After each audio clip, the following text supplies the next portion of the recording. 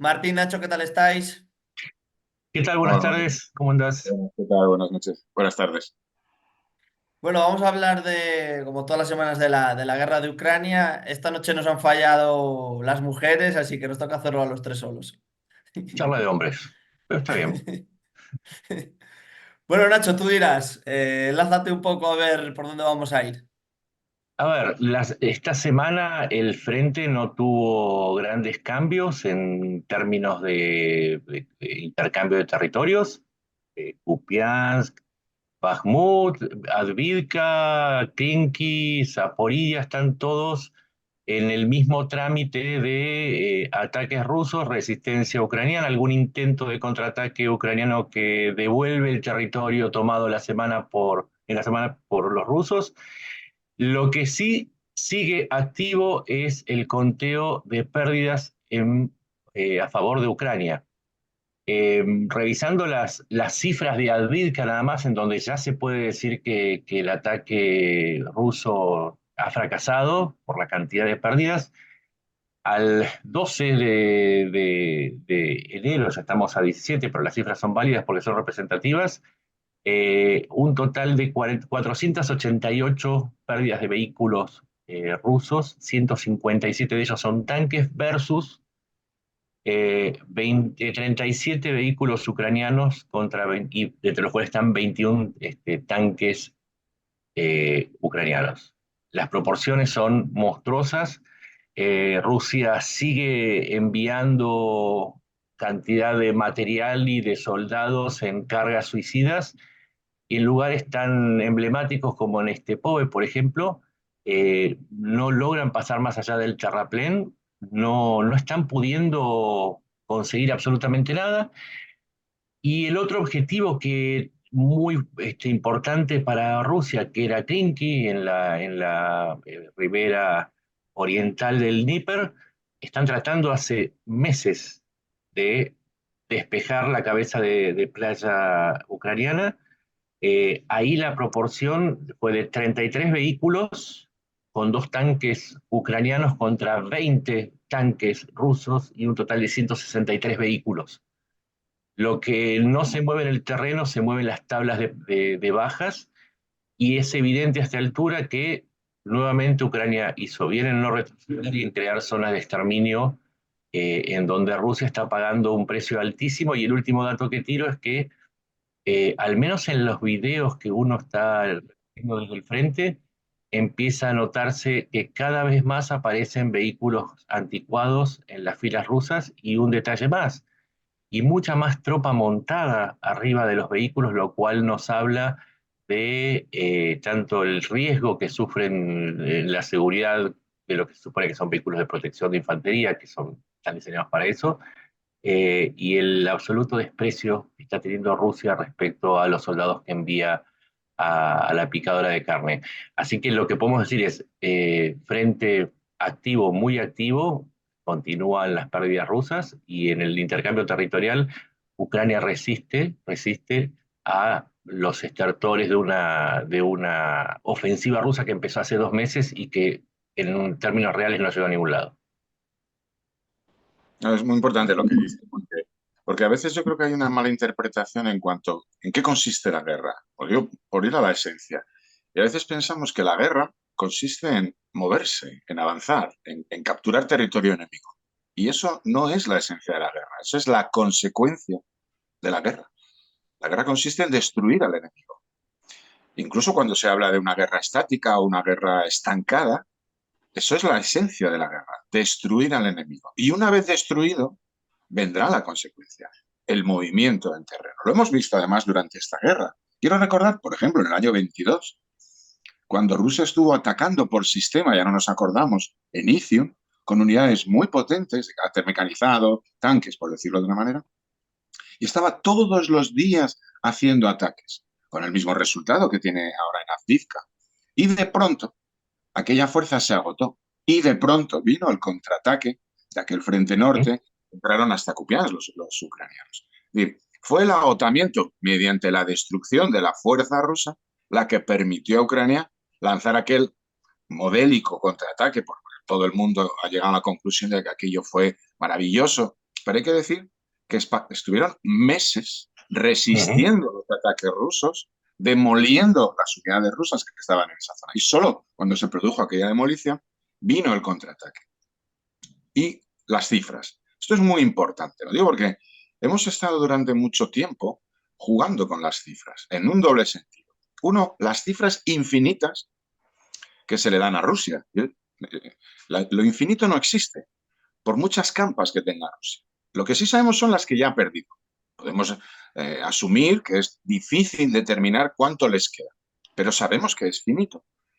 Y una segunda cifra con la que se juega mucho es por comparación, porque yo creo que hay que utilizar las mismas reglas de medir para los dos contendientes, como cualquier deporte, si quisiéramos entender la guerra como un deporte. No hay distintas normas para saber los goles que cuenta un equipo frente a los goles que cuenta otro. Y hemos estado midiendo muy detalladamente las pérdidas que tuvo Ucrania durante su ofensiva contra unas líneas fortificadas, al punto que algunos ponían en duda a la realidad de los datos geolocalizados, fotografiados y determinados. Ya no. Y llegamos a la conclusión de que se había producido prácticamente un 1-1. Cuando Ucrania atacaba contra las líneas fortificadas rusas, y bien fortificadas, y bien llenas de gente, el resultado era aproximadamente un 1-1. Por cada vehículo o pieza militar que perdía el atacante, Ucrania, el defensor perdía. Bien, si trasladamos a aquella situación que hemos vivido en verano y que todo el mundo calificaba a los 3 días de fracaso estrepitoso de la ofensiva ucraniana, nos trasladamos a donde sí ha habido una ofensiva rusa, a Tivka, y vemos que las cifras no son 1-1, no son 1-2 a favor del defensor, no son 1-3 a favor del defensor, esta mítica regla que se utiliza en la defensa. Estamos hablando de 1-13, 1-12. Estamos hablando de desproporciones, las que tú citabas, que son exactas porque además que conste que ya han crecido, porque es que solo antes de ayer ya hubo un ataque y los rusos perdieron otros 10 blindados perfectamente identificados. Pero estamos hablando de 488, por redondearlo, 500 piezas de equipo militar, fundamentalmente además tanques y blindados, frente a 30, 35. Son desproporciones que son las lógicas en una ofensiva en este tipo de combate. La táctica rusa no ha cambiado. Consiste en bombardear primero, lanzar su pequeña aviación, la que puede utilizar, porque aunque la tenga, no sabe utilizarla o no tiene la capacidad de utilizarla de forma efectiva, y lanzar sus unidades acorazadas contra una línea fortificada. Y el resultado es este: 500 vehículos perdidos contra 30 o 35 del defensor. Luego, algo diferente tiene que estar haciendo Ucrania cuando ataca y no le sale el resultado, pero pierde 1-1 con el defensor, de cuando ataca Rusia y no le sale el resultado, pero pierde 500 contra 30. Luego, algo diferente hay entre las dos maneras de atacar. Cuando hablamos de estancamiento de la guerra o guerra de desgaste o de atrición, la atrición se le está produciendo a Rusia, que cuando defiende pierde tanto como el que ataca y cuando ataca pierde 12 o 13 veces más que Ucrania que defiende. Estos serían un poco los términos estrictos de la guerra, que luego tendrán sus consecuencias territoriales, como siempre. Pero la esencia del combate, de la guerra en Ucrania es esta, aparte de consideraciones de tipo económico, político, propagandístico, etcétera. Pero el conflicto se mide de alguna manera, porque si no, no tendríamos manera de valorarlo. Si no se trata de todos destruyen, todos matan, todos mueren, pero hay que establecer algún sistema para poder seguir la evolución. Y es verdad que la evolución territorial nos da datos, porque si alguien avanza es porque previamente ha destruido al enemigo, y si no avanza, tenemos que ser capaces de medir quién está destruyendo a quién para poder prever hacia dónde va la guerra. Y esto siempre ha ocurrido en el mismo sentido. Ucrania siempre ha destruido mucho más a Rusia. Y las pruebas son, y yo creo que este es un detalle muy importante, y hay que recordarlo por sistema. Estos vehículos que tú hablabas, estamos hablando de un modelo, el BTR-50, fue el primer vehículo de transporte de tropas que introdujo la Unión Soviética. El nombre no es casual, BTR-50, porque se introdujo en los años 50, no es un número que introdujeron casualmente. Es un vehículo que no tiene techo, para que nos hagamos una idea del tipo de vehículo. En invierno, no quiero imaginarme, por supuesto, no voy a hablar de la motorización de un vehículo que tiene 70 años o 65 años, que lleva 30 o 40 años en una campa en Siberia, pero sí nos da un dato relevante. Cuando un país tiene que recurrir a vehículos que desechó hace 30 o 40 años que abandonó en campas de Siberia y que tienen 60, 70 años desde que fueron fabricados, es que le falta otras cosas. Lo digo porque en este debate muchas veces que se establece en la guerra larga, quién favorece, Rusia tiene recursos, una industria. Si tuvieras una industria después de 2 años, te habría dado tiempo a producir elementos que se ve que necesitas, pero que no estás supliendo. Y por eso tienes que recurrir no ya a algo que has dado de baja hace 10, 15, 20 años. No, no, que lo dio de baja hace 40. Estos vehículos se dieron de baja por el ejército ruso y por el resto de ejércitos. La última vez que yo los he visto utilizados con cierta... fue en el año 73 en la guerra del Yom Kippur por Egipto. Y Rusia ya había prescindido de ellos hace 50 años y los está volviendo a sacar a la primera línea del frente. Estos son datos que no son anecdóticos, aunque hayamos visto 2 destruidos. Esto es muy importante porque son los pequeños datos a partir de los cuales podemos establecer una línea de lo que va a ocurrir en el futuro, no solo de lo que ha ocurrido en el pasado. Sí, Putin nació en el 52, o sea, tiene la edad de Putin, para darse Claro, una idea pues de lo imagínate. viejos que son esos aparatos. Pero aparte que estén apareciendo cada vez más, porque no es que vimos uno, vimos dos, es como una novedad vieja. Pero además hay que poner en contexto también lo político, como vos recién decías. Putin se está jugando una carta muy fuerte y hay que explicar también por qué. En los últimos 2 meses estuvo terminando el presupuesto de Estados Unidos para Ucrania, ¿sí? Es el tiempo en el que se empezó a debatir cuánto se iba a apoyar a Ucrania en el año 2024 y ahí entró la discusión entre los demócratas y Biden, encabezados por Biden, algunos republicanos que apoyan a Ucrania y en el otro lado los pro-Putin, que son los ultraconservadores que incluyen el propio Trump, que prefieren una negociación en la cual Ucrania ceda territorio a cambio de paz, ¿sí? En ese contexto de discusión, Putin lo que hace es lanzar una ofensiva para aparentar esta idea de que tiene recursos infinitos y que no va a parar.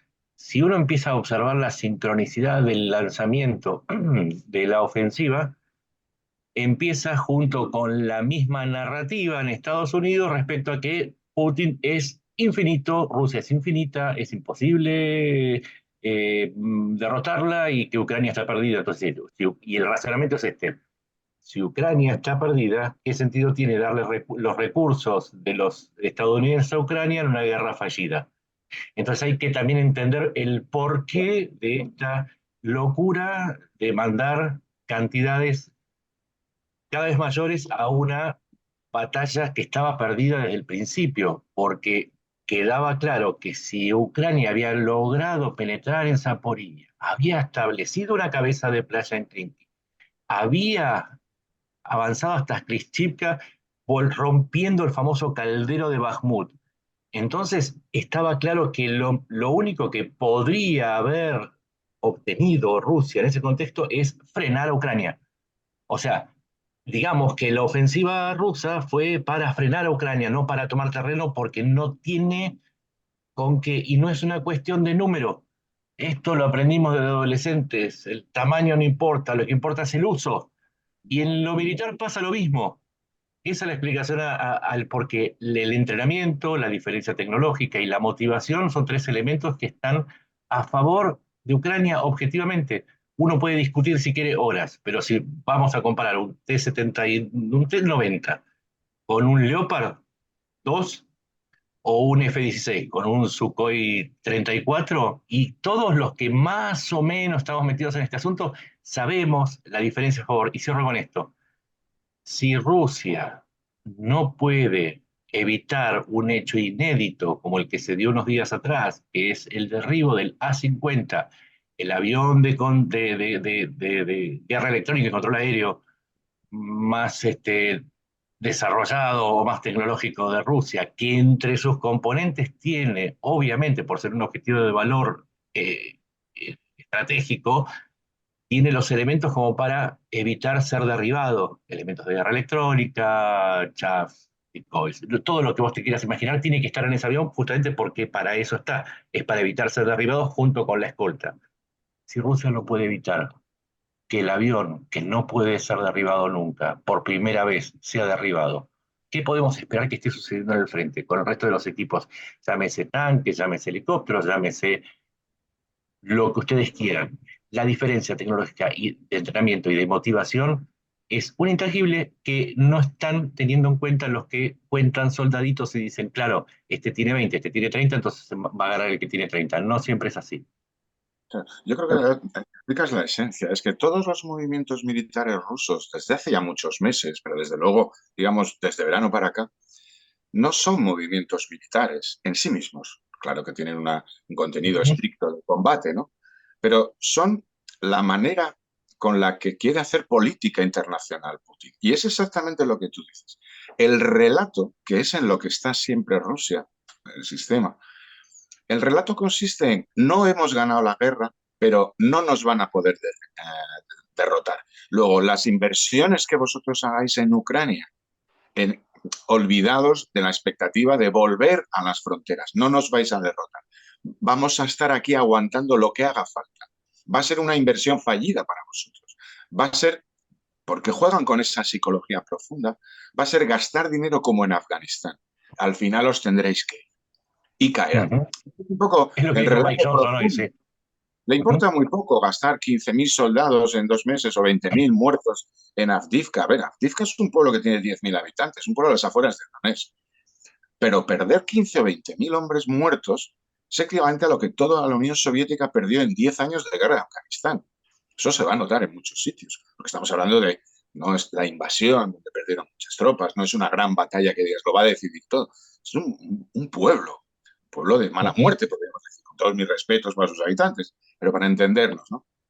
Pero sí hay un relato, por eso insisten constantemente en una ofensiva en Kupiansk que nadie ve, estamos atacando aquí que nadie ve, en Avdiivka siguen echando material y hombres, porque se trata de crear un relato político, llamémoslo así, basado en hechos militares que cualquiera que hace un análisis serio se da cuenta que no son hechos militares. No cambiaría nada desde el punto de vista militar si mañana entraran en Avdiivka. Luego, no es una batalla militar, es una batalla política cuyo único contenido no es adelantar la línea 1 kilómetro, 3 o 5. No va a cambiar nada en un país que mide 1.000 kilómetros desde la frontera rusa a la frontera polaca.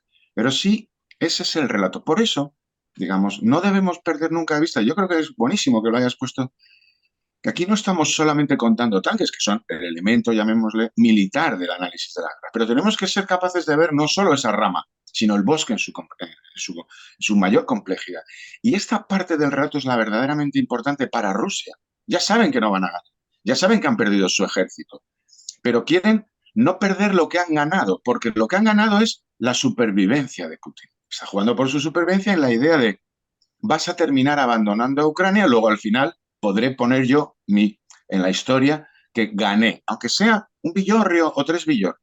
Eso es todo lo que hay en juego ya para Rusia. Lo que ocurre es que es un país de siervos y nadie se revela, nadie protesta. Bueno, pueden ocurrir dos cosas, que esto dure así meses, años y los rusos serán tan contentos, o que de repente, como se producen en este tipo de regiones, se produzca el crack, que alguien dirá que era imprevisible y luego todos diremos que estaban todos los datos sobre la mesa, solo que no nos atrevimos a verlos.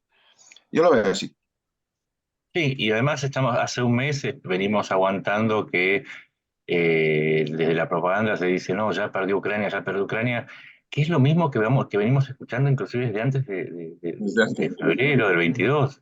O sea, nada está dicho y además me parece que las consecuencias políticas no están siendo bien analizadas. Vos podés decir, en este momento en Estados Unidos, como vos citabas a Mike Pence, en la reunión, después de la reunión con Biden, dijo, fronteras, fronteras, fronteras, no queremos otro Afganistán, así que nos tienen que asegurar que el dinero va a servir para, bueno. Pero esa es la mitad, o si querés, un tercio de la historia. Recién estaba contando la cantidad de recursos que recibió Ucrania. Y la realidad es que mientras Estados Unidos está paralizado en su decisión, y no es solamente sobre Ucrania, es la ayuda a Israel, es la ayuda a Taiwán, es la ayuda a Filipinas, a toda una cantidad de aliados, no es solamente Ucrania, se frenaron 100.000 millones de dólares de asistencia. Mientras tanto, Europa empieza a reaccionar, empieza a decir, ok, si Estados Unidos no me va a apoyar, en mi defensa existencial, porque para Estados Unidos es una especulación estratégica, pero para Europa es tener la guerra en la puerta. Si no vas a ayudar, voy a ayudar yo. Entonces empiezan a aparecer Gran Bretaña apoyando con 3.200 millones, Alemania anunciando 7.000 millones siempre de euros, ¿no? 7.000 millones de euros dentro de un paquete de 20.000 millones. Suecia, Dinamarca, Francia, Italia se acaba de aprobar una prórroga por otro año de la asistencia a Italia, lo cual, sin que haya una cifra, significa que van a poder mandar más equipos. Macron está anunciando el Scalp, que van a enviar una nueva tanda de Scalp, que son misiles de largo alcance o de alcance mediano, depende como uno quiera, pero sirven para llegar más allá de la frontera, de la línea de frente. Y hay otras señales que son importantísimas. Hoy se decidió y mañana se trata en el Parlamento Europeo la aplicación del artículo 7 del Manual de Procedimientos de la Unión Europea, por el cual se va a decidir si se saca a Hungría del Consejo Consultivo y de esta manera se evita el veto sobre 50.000 millones de dólares. Son 11.000 millones menos que los que le va a dar Estados Unidos. O sea, Europa está reaccionando. Y bueno, si no te alcanzan los 51.000 millones, le podemos sumar también otros, de esos 3.000 millones que dijimos de Gran Bretaña, y si sumamos los de otros países como Australia, Japón, Corea del Sur, Taiwán y tantos otros que están aportando, vamos a llegar a equiparar, inclusive superar, como pasa hasta este momento, la ayuda no estadounidense, que es hasta el momento superior incluso a la que, a la que da Estados Unidos. Entonces hay que ver todo el panorama, hay que ver la política, hay que ver la economía, y no está sola Ucrania. Entonces las narrativas me parece que están demasiado fuertes y están sobrevaloradas, porque cuando uno va a los datos, la realidad es que Ucrania, por lo menos por ahora, pareciera estar resolviendo su financiamiento. Ahí hablé de cifras de ayuda militar, también hay ayuda financiera, ayuda humanitaria, ayuda a organismos internacionales y ayuda bilateral, que también es importante. Entonces, hagamos un resumen de lo que acabo de decir. La narrativa dice que Ucrania se queda sola porque ya nadie más cree en su victoria y porque Rusia avanza. Ninguna de las proposiciones que acabo de decir se corrobora con los hechos. En los hechos indican que las proposiciones son correctas, son las contrarias. Ucrania sigue acompañando, sigue acompañada, hay avances reales, hay recuperación de terrenos y hay resistencia al avance ruso, las pérdidas son menores en Ucrania y por otro lado, la situación en Estados Unidos es algo que no sabemos. Mañana se puede aprobar o se puede seguir dilatando, no lo sabemos, pero Ucrania no quedó sola ni está derrotada. Entonces, a partir de ahí, hablar de negociaciones, de rendiciones, de colapsos, no tiene ningún sentido. Como tampoco decimos que ya ganó Ucrania. Nosotros no somos, al menos de este lado, no somos tan salames como para hacer predicciones que después uno no puede sustentar porque tampoco somos optimistas sin los datos. Los datos mandan. Es una situación complicada, pero Rusia no va ganando. Ucrania puede No, que no esté ganando, pero Rusia tampoco. no, y sobre todo, si le damos la vuelta, dice que el relato este de Rusia es invencible, Ucrania está perdida, lo hemos vivido, lo decías tú muy bien, desde antes de la guerra. Pero hay que recordar que mucho antes de que hubiera ayuda financiera a Ucrania, mucho antes de que hubiera, no sé, los 155 a Ucrania, Ucrania ya derrotó a Rusia en febrero de 2022 y en marzo de 2022 y en abril de 2022. Cada Los día que se primeros, levanta la derrota por seguir siendo libre. claro, es decir, es que cuando no tenía dinero, cuando no tenía nada de lo que tiene ahora, y el ejército ruso era, bueno, infinitamente más poderoso de lo que es ahora, Ucrania ya derrotó a Rusia. Es que esto es importante recordarlo porque se hace un relato, sobre todo, claro, de fuentes interesadas que quieren hacer que esta narrativa sea la dominante, de que al día siguiente, yo he visto publicaciones, se acabó, Ucrania está liquidada, porque no habían aprobado la ayuda en diciembre. Bueno, ya estamos a 15 de enero. Yo veo que tampoco se han ido corriendo a Polonia los soldados ucranianos, ¿no? Pero se quiere hacer ver esta idea de que sin la gasolina americana, sin el dinero, porque eso responde no solamente un poco al crear la inquietud en Ucrania, sino a crear el fantoche de que en realidad Ucrania no existe, sino que es una especie de monigote que manejan desde Estados Unidos y al que le inyectan dinero, con lo cual... Y no es cierto, porque Ucrania sin aquella ayuda, sin aquellos misiles, sin aquellos cañones, sin aquellos Leopard, sin aquellos todo, ya derrotó a Rusia. Lo digo porque de aquella estaba todo el mundo mucho más seguro de que Rusia iba a vencer y además iba a vencer en 3 días, poco menos, bueno, nos lo dijeron ellos mismos. Yo todavía siempre de vez en cuando Ujú. veo el vídeo aquel de Lukashenko diciendo, esto durará 2 o 3 días, Zelensky saldrá volando. Y aquello no ocurrió. Luego, ¿por qué tenemos que pensar que ahora que Ucrania tiene todo lo que tiene, entre otras cosas, toda la ayuda que sigue manteniendo, no va a poder hacer lo que ya hizo cuando no tenía ninguna? Esto es una falla lógica de todo este planteamiento, pero el problema de la propaganda o de las narrativas prorrusas es que les da igual la realidad. Es decir, Ujú. aunque mañana aprobara Estados Unidos la partida de 60.000 millones, aunque mañana le llegara a Ucrania una partida de 300.000 proyectiles de 155 milímetros para tirar sin ningún miramiento, nos seguirían diciendo que tienen recursos infinitos, que Rusia es invencible. De hecho, es un hecho curioso porque esta afirmación en sí misma es que Rusia es invencible. Bueno, pues yo tengo que recordar que Rusia, no la Unión Soviética, Rusia no ha ganado ninguna guerra. Todas las que ha tenido Rusia las ha perdido. Y la Unión Soviética, si consideramos ganar en la Segunda Guerra Mundial junto con el resto de aliados, sí, al igual que Francia, podríamos decir. Y las alternativas son la ocupación de Budapest por todo el Pacto de Varsovia. Es que si miramos los Ujú. últimos 150 años, Rusia no ha ganado una guerra, las ha perdido todas. Empezando por la Primera Guerra Mundial, la guerra contra Japón en 1905, la guerra en Chechenia, las 2 guerras chechenas, bueno, es decir, podríamos hablar de todas y las ha perdido. Y sin embargo, esa realidad que es histórica, que nos falta darle muchas vueltas, se convierte en una especie de dogma de fe por el cual Rusia es invencible. Un país que no ha sido capaz de vencer en una sola guerra se convierte en invencible. Por eso es tan importante combatir este tipo de relatos con la realidad, pero asumiendo que lo importante de la realidad no es convencer a esta gente, a los prorrusos no los vamos a convencer, sino no debilitar nuestra propia convicción, porque al final los hechos son los que demuestran que Ucrania lo está haciendo bien, lo lleva haciendo bien y lo va a seguir haciendo bien. Yo en ese sentido no tengo ninguna duda.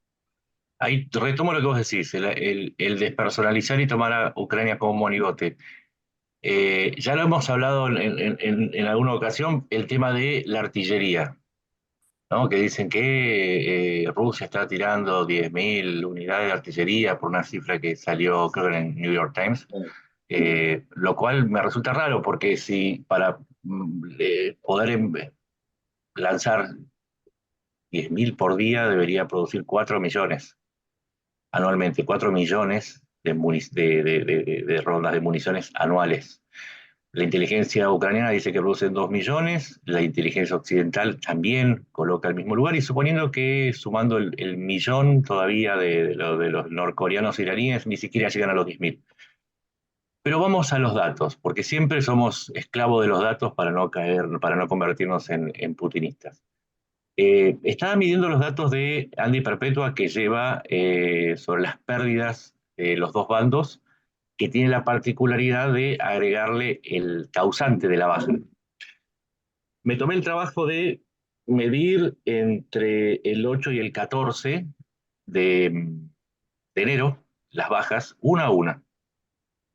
La artillería no es el principal causante de bajas entre vehículos. Tomando todos los tipos de vehículos, el 90% de las bajas rusas son provocadas por drones. El 92% de las bajas ucranianas son causadas por drones, siempre con una proporción, y en este caso, en esta semana, fue de 8-1 en contra de los rusos. Es decir, si Rusia está enviando más municiones, retiene más municiones, 10 veces más, y Ucrania casi no le quedan, entonces, ¿cuál fue su impacto en el campo de batalla? Estas pérdidas es en todo el frente, y encontré 4, repito, en una semana, 4 bajas causadas por artillería. Entonces, también cuando uno va a los datos, tiene que entender que la narrativa se nutre justamente de estas cosas. Claro, como Rusia tiene muchas más municiones y además tiene unos amigos norcoreanos e iraníes que le regalan así montones, entonces va a ganar la guerra. Sí, pero cuando voy a las cifras, cuando me dedico a hacer el trabajo periodístico de chequear, encuentro que el principal actor son los drones. Y en ese campo también Rusia se supone que tiene una producción de 50.000, esto es lo que declaran los rusos, que me parece una locura, 50.000 drones por día, una locura. Si produce 50.000 drones por día, que alguien me explique cómo le causan 7, 8 bajas o a lo sumo 15 bajas en un día a Ucrania. Y si Ucrania, que se plantea el objetivo de producir 1.000.000 por año, entonces me parece más realista decir, bueno, ese es su objetivo, no sé cuántos produce por año, sé que el año pasado recibió 87.000 en donaciones y se cree que fabricó unos 300.000, porque claro, Ucrania no va a decir cuánto fabrica. 380.000 frente a 50.000 por día. ¿Quién provocó más bajas? De nuevo, los números mandan y el entrenamiento más la motivación siguen siendo esos intangibles junto con la tecnología que marcan la diferencia. Siempre los datos. Entonces la narrativa es como la cera y el conocimiento es como el calor. Se deshace. Se deshace la narrativa cuando uno empieza a ver los números y se toma el trabajo aparte, en vez de andar baboseándose en lencería erótica con lo que dice Putin, si se toma el tiempo de estudiar y trabajar en los datos, resulta mucho más serio. Quizás no es tan excitante, pero es mucho más serio. No, los efectos, yo este dato que habían dado últimamente de la artillería, yo ya lo dije, no me lo creo. Nadie ha sido capaz de aportarme una fuente mínimamente verídica de esos 10.000 disparos al día frente a los 2.000. En un momento, además, lo digo porque no solo no se ven, no se relatan por parte de Ucrania. Ucrania todos los días, el alto mando hace un relato en cada uno de los frentes y explica el número de bombardeos aéreos, los ataques de bombardeo, y no cuadran por ningún lado. Y los resultados, que es lo que tú te has tomado la molestia de analizar, no los acreditan. Es decir, pero por comparación, Ucrania en el momento álgido de su ofensiva en numerosos frentes, estuvo disparando 5 o 6 mil disparos al día. Ese era el momento en el que había superado a Rusia. Ahí estábamos todos de acuerdo porque veíamos el resultado. Es decir, solamente hacía falta ver los vídeos, y aquí hay que decir que todo el mundo publica, no digo en tiempo real, pero prácticamente a los 2, 3, 4 días se publican, tanto unos como otros. Yo, porque yo que estoy en muchas fuentes rusas, pequeñas, digamos, victorias rusas, cualquier lanzamiento de granadas de dron, ellos las publican y las comentan y te enorgullecen.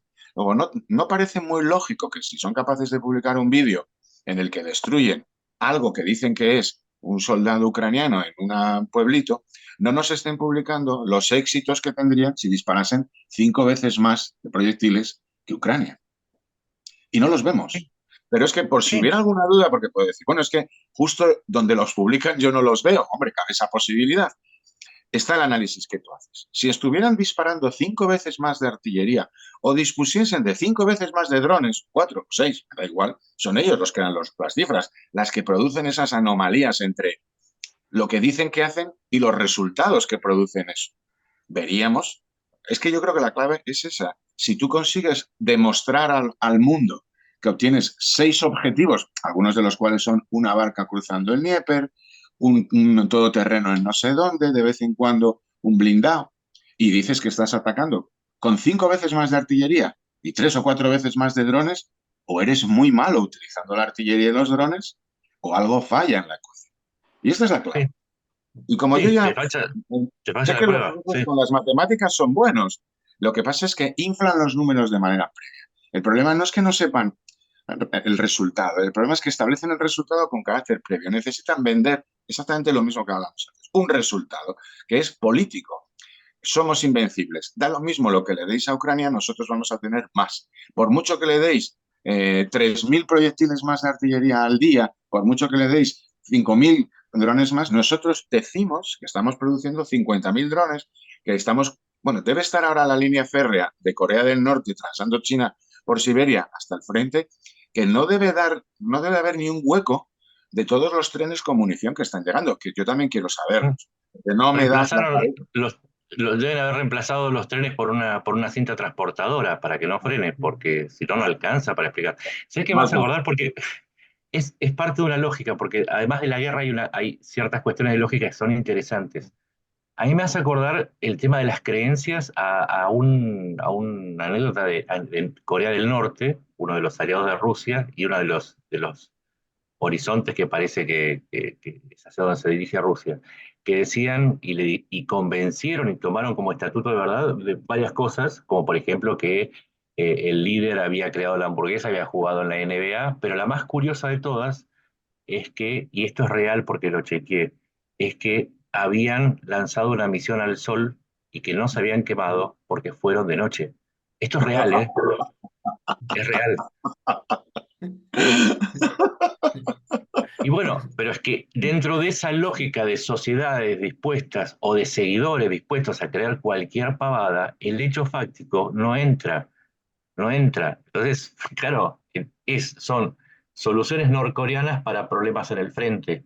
Y eso es lo que, y contra eso nos enfrentamos desde el punto de vista de que uno trata de hacer un trabajo medianamente serio y prefiere quemarse las pestañas investigando datos que quemarse los pies yendo al sol cuando es de noche.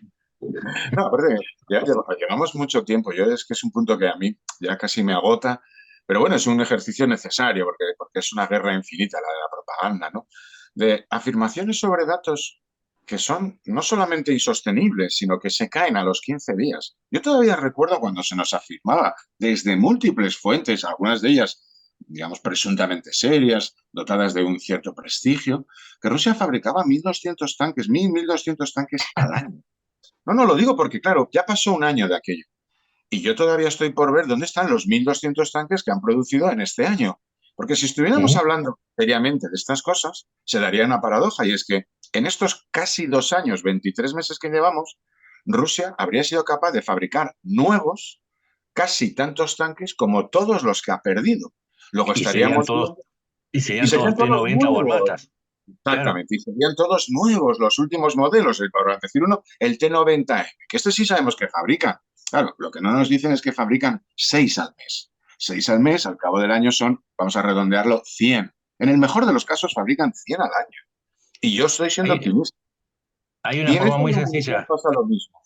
Por eso los datos, cuando uno por eso se quema las pestañas, los datos que indican, uno si revisa los contratos de venta de tanques más de adquisición rusa, te da una cifra aproximada real y máxima, no, perdón, no real, es máxima de 170 unidades anuales. ¿Sí? Esto en el año 2021, el año inmediatamente anterior, y lo podés chequear con el CIPRI, ¿sí? El instituto que es el más creíble dentro de toda la parafernalia de institutos que hay. Ahora bien, esa es la cantidad que se producía cuando había repuestos, cuando había maquinaria, cuando había ópticas, cuando había desde fresadoras computarizadas a lo que te quieras imaginar.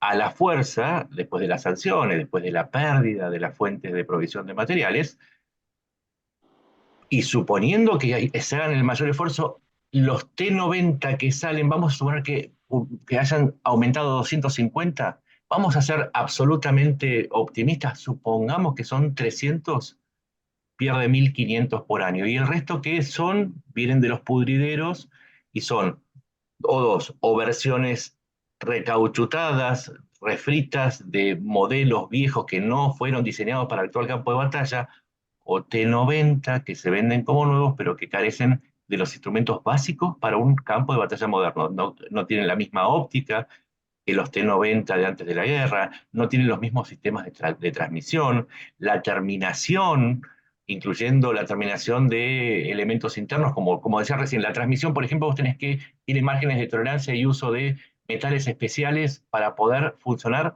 de manera adecuada. Todo eso ya no está. Entonces vos me vas a vender un T90 que sí, bueno, salió de fábrica, pero no es el T90 que a mí me sirve para contabilizarlo como el equiparable al que acabas de perder o al que necesitas. Entonces, todos estos datos son posibles de medir y lo podés medir en una cuestión muy sencilla.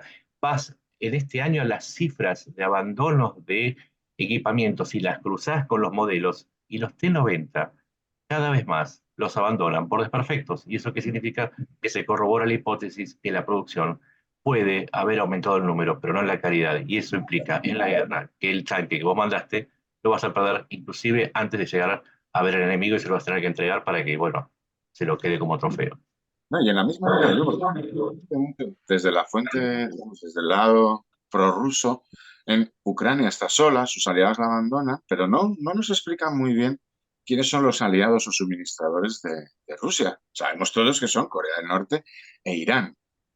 Pero yo quiero recordar que Corea del Norte, por mucho que de vez en cuando lance un misil balístico, misiles balísticos ya lanzaban los alemanes en 1944. Lo digo porque, en fin, no es que sea algo novedoso. Mm, Cualquiera que gaste un cierto dinero puede lanzar misiles balísticos. Pero un dato que se tiende a olvidar sobre Corea del Norte, que es Corea de arriba, Corea del hambre, es que es ujú, el único país, lo digo porque un detalle que a lo mejor sirve para entender las cosas. El único país que realmente utiliza en la actualidad el AK-47 como arma, digamos,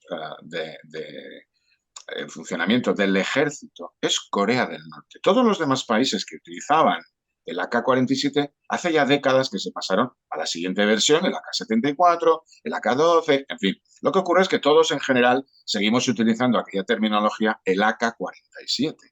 Pero ujú. el único país que mantiene como arma reglamentaria para su ejército aquel AK-47 de los años 50 es Corea del Norte. Lo digo porque un país que no ha sido capaz de modernizar ni siquiera el arma básica de cada uno de sus soldados, cuyo ejército desconocemos realmente su estado, lo que sí sabemos es que lleva muchos años fabricando y comprando armamento a Rusia y a China, que es probablemente lo mismo que está vendiendo ahora a Rusia, el armamento suministrado hace décadas. Y luego el otro gran país, Irán, lo digo porque como no voy a ponerme a hablar de Irán, pero es que recientemente se ha dado la paradoja de que han celebrado unas maniobras importantes, los iraníes que están metidos en todos los tinglados de Oriente Medio, siempre a través de intermediarios. Y en estas maniobras era curioso porque la Fuerza Aérea iraní, este otro país que también tiene misiles balísticos con los que presumir por el mundo y que de vez en cuando los lanza, últimamente hasta contra Pakistán, debe ser que en Pakistán no hay niños, estaban haciendo una lucha, la Fuerza Aérea, y los aviones que utilizaba Irán eran el F-4 Phantom y el F-14 Tomcat. Quiero recordar, por si alguno no lo sabrá, los F-4 Phantom eran los aviones que utilizaba sobre todo el ejército americano y que suministró al Shah antes de la revolución, en el año que tuvo lugar en 1979. Luego, son aparatos comprados por Irán antes de 1979. Unos en concreto eran los reyes de la guerra de Vietnam, los Phantom, y los F-14, por si alguien no se acuerda, son, bueno, cuando hacían de oficial y caballero. Acordémonos de la oficial y caballero, la clásica, no la última versión. Lo digo porque a mí ya me llama la atención mucho que un país poderoso en cuanto a su capacidad económica, es un productor de petróleo de primer orden mundial, es decir, dinero no les falta para poder haber modernizado su arsenal, haya sido incapaz de modernizar su fuerza aérea. Bien, pues un país que es incapaz de modernizar su fuerza aérea al punto que muestra, porque lo muestran ellos, no ha ido un espía a grabar allí el Phantom de la guerra de Vietnam y el F-14 de los años 70-80, sino que lo muestran ellos, me extraña mucho, por lógica, que luego sea un suministrador de material avanzado para Rusia. Es verdad que ha Ujú. mandado drones. También hemos descubierto que esos drones básicamente son un motorín de motocicleta armados con una carga explosiva, algo que se puede fabricar por cualquiera que se ponga a ello.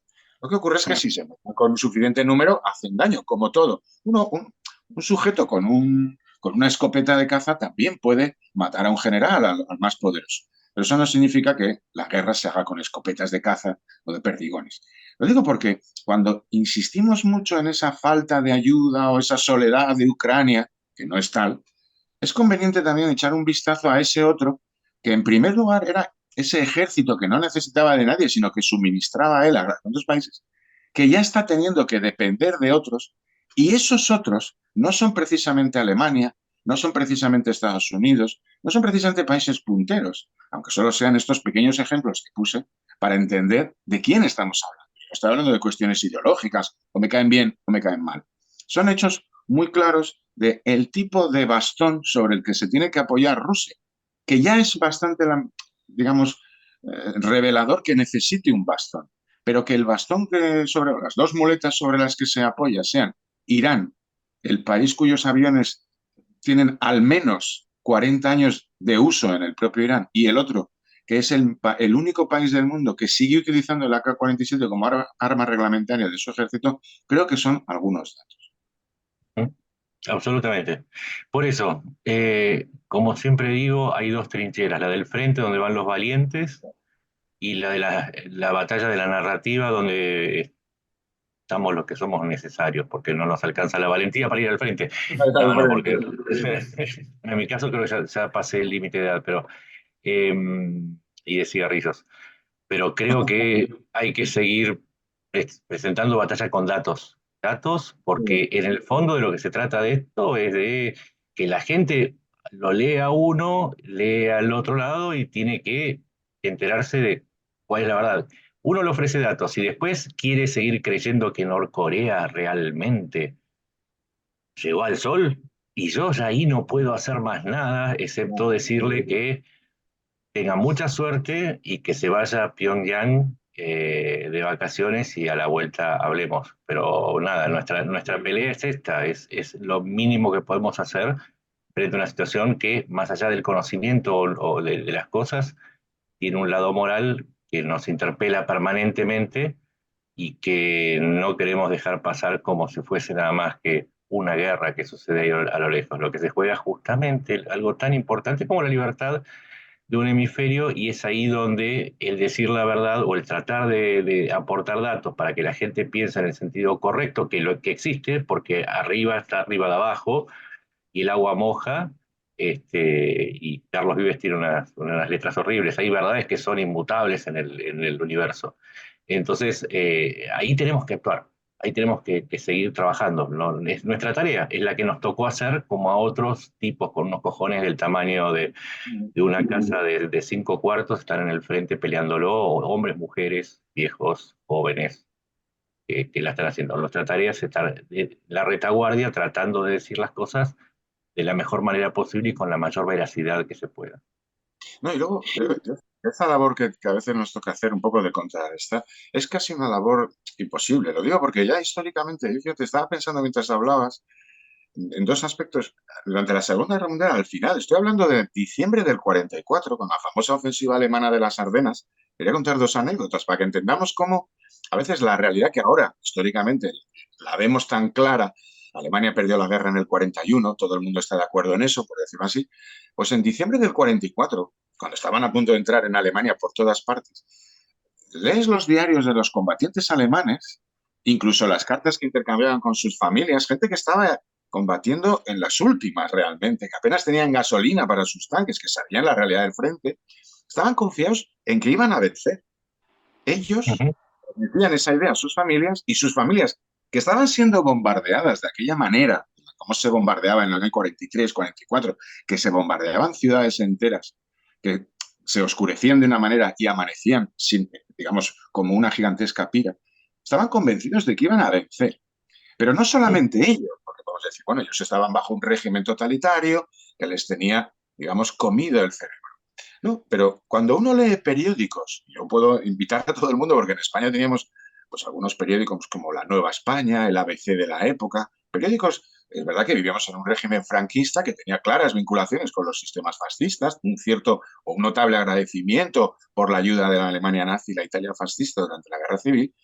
Aquella prensa oficial, en estas fechas, no estoy hablando de en mayo del 40, cuando Alemania invade Francia, o en 1942, cuando, bueno, pueden surgir dudas. No, no, hablamos del finales del 44. La prensa oficial seguía alardeando de la indudable capacidad alemana para derrotar a los capitalistas, a los bolcheviques, a esos y a los otros. Estaban entrando en Alemania y había un relato, no solo en Alemania, sino en, digamos, en elementos afines con las fuerzas del eje, que seguían sosteniendo contra toda evidencia territorial, fíjate, ya no estoy hablando de Uh datos, -huh. porque obviamente en aquella época nadie podía geolocalizar, entre otras cosas porque la información llegaba con muchísimo retraso.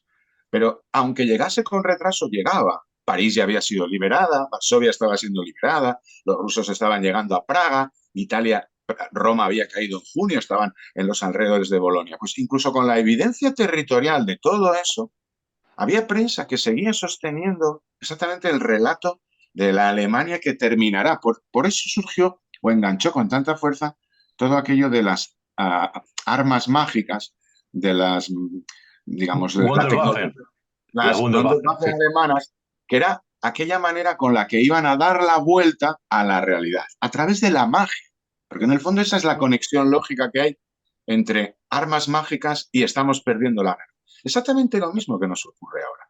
Cuando nos han estado convenciendo, por ejemplo, de estos maravillosos misiles hipersónicos, del nuevo submarino que tiene otro misil que nadie sabe cómo funciona, de estas compras milagrosas que parece que hay, lo que decías tú, una cinta transportadora desde Pyongyang hasta la puerta de Crimea, en el que están todo el día metiendo munición, es ese mismo elemento mágico o de relato mágico con el que se quiere dar la vuelta a las evidencias que sí podemos, digamos, constatar, las evidencias empíricas. Entonces, no debemos olvidar nunca esa perspectiva, lo cual es muy ingrato porque hay que descartar un número de personas que están dispuestos a creer que fueron al sol de noche. Claro, eso es un comportamiento, ya, digamos, tan de secta que no los vas a poder desintoxicar de esa creencia. Pero sí, yo creo que se puede dar la batalla y esto es muy importante, por eso no hay que caer en el desánimo. Yo, por lo menos en ese sentido, no tengo problema de esta gente que a lo mejor no recibe toda la información y que se queda con los titulares. Los titulares suelen ser engañosos, los titulares suelen ser fáciles. Los titulares podían ser en el año 44 victoriosos para Alemania, aunque ahora, cuando abrimos un libro de historia, todos sabemos que aquello que decían era falso porque la evidencia ha sido demasiada. Entonces, nunca debemos perder esa perspectiva de que al final la verdad sale, por mucha insistencia que nos hablen de los misiles hipersónicos, los misiles no sé qué. La realidad es lo que cuenta, la realidad siempre va hacia un lado. La bomba era un misil que tenía un torpedo que tenía 10.000 kilómetros de alcance y una bomba de cobalto que producía un tsunami de 100 metros de altura. Vaya a saber la cantidad de metros cúbicos que podía levantar, la fuerza, la cantidad de newtons que hace falta para eso, imposible. Y con eso eran capaces de hundir la isla de Gran Bretaña.